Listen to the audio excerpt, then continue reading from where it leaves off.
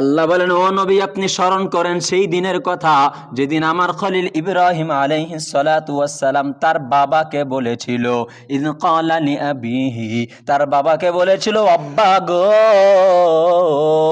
এবং তার কওমকে বলেছিল ওয়া কওমিহি, হে আমার সম্প্রদায়ের লোকেরা, মা হাযিহিত তামাসিল, এটা আবার কি? বলে এগুলো কিসের মূর্তি?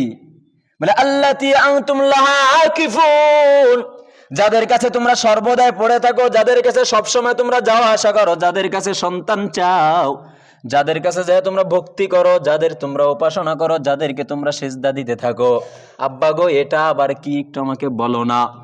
ইব্রাহিম নবীর কওমের লোকেরা এবং তার বাবা জবাব দেয়া বলে, ক্বালু ওয়াজাদনা আবা'আনা লাহা আবিদিন, তারা বলল, এই ইব্রাহিম এটা আর কিছু না, আমাদের বাবারা এই মূর্তির পূজা করত, আমাদের দাদারা এই মূর্তির পূজা করত, আমাদের পূর্বপুরুষগণ এই মূর্তির পূজা করত, তারাও করত, আমরাও করি, নতুন ভাবে কোনো কিছু শিখানোর জন্য আসিও না। বলেন তো এক শ্রেণীর সমাজে এমন কিছু মানুষ আছে না নাই? এটা যাবে না, এটা যাবে না। ওলামায়ে কেরাম 12 বছর বুখারী পড়লো, তিরমিজি পড়ছে, মুসলিম পড়ছে, আবু দাউদ পড়লো, নাসাই পড়লো, সব হাদিসের কিতাব পড়ার পরে পান্তা ভাত খাইছে, ডাউল খাইছে, নুন পেঁয়াজ দিয়া ভাত খাইয়া লেখাপড়া কইরা কোরআন হাদিস শিখলাম আমি। আর যখন ওলামায়ে কেরাম পাবলিকের সামনে একটা ফতোয়া দেয়, বলে হুজুর বাপ দাদা থেকে করে আসছি, নতুন মাসআলা শোনানোর জন্য আসিয়েন না, আছে না নাই? আসেনি এমন?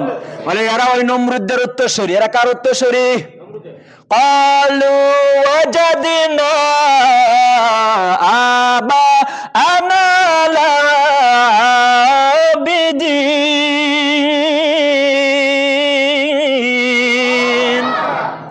তারা বলে, হ্যাঁ ইব্রাহিম আমরা দুনিয়ার অন্য কারো উপাসনা করি না, আমাদের বাবারা যার উপাসনা করত আমরাও তার উপাসনা করি, আমাদের দাদারা যেই মূর্তির উপাসনা করত আমরাও সেই মূর্তির উপাসনা করি।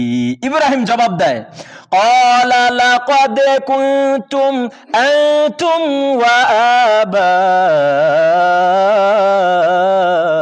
আবাউকুম ফি যালালিম মুবিন।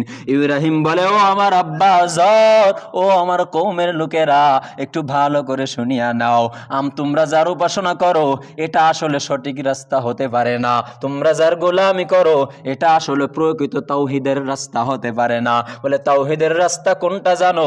বলে লাকাদ কুনতুম আনতুম ওয়া আবাউকুম, তোমরা, শুধু তোমরা নয়, লাকাদ কুনতুম আনতুম, তোমরাও আছো, ওয়া আবাউকুম, এবং তোমাদের পূর্বপুরুষ বাপ দাদারাও এরাও ছিল। বলে এরা কিসের মধ্যে ছিল? বলে ফি যালালিম মুবিন, তোমরাও প্রকাশ্য গুমরাহের মধ্যে আছো, তোমাদের বাবারা যারা ছিল, পূর্বপুরুষ যারা ছিল, তারাও প্রকাশ্য গুমরাহির মধ্যে। কে বলে কথা?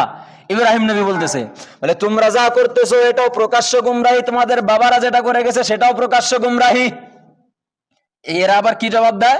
বলে ক্বালু আজি'তানা বিল হাক্কি আম আনতা মিনাল লাইবিন, এই ইব্রাহিম তুমি কি আমাদের কাছে সত্যই কোনো দিনের সত্যের পয়গাম নিয়ে আসছো নাকি উপহাস করতেছো? আসলেই কি তাওহীদের দাওয়াত নিয়ে আসছো নাকি উপহাস করতেছো? দেখেন একবার বাস্তবে বর্তমান সমাজের কিছু মানুষের সাথে মিলে যায়। এরপর ইব্রাহিম নবী বলে, ক্বালা বার রাব্বুকুম রাব্বুস সামাওয়াতি ওয়াল আরদিল্লাযী ফাতারাহুন ওয়া আনা আলা যালিকুম মিনাশ শাহিদিন।